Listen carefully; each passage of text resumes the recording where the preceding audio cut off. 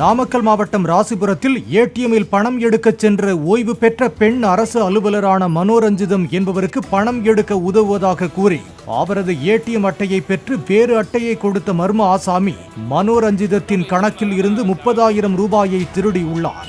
CCTV காட்சிகளை கொண்டு போலீசார் அவனை தேடி வருகின்றனர். ஒரு அம்மா பணம் எடுத்துட்டு இருந்தது, அந்த அம்மா போயிடுச்சு, பணம் இல்லைன்னு சொன்னாங்க. சரி, நான் என்ன கார்ட்டை போனேன் போடும்போது நம்பர் போடும்போது பில்லில் ஒரு நம்பர் என்னம்மா அப்படின்னு கேட்டாங்க.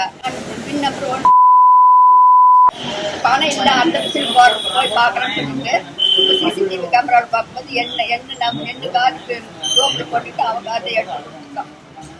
எவ்வளோ பணம் எடுத்துட்டாங்க? 30,000.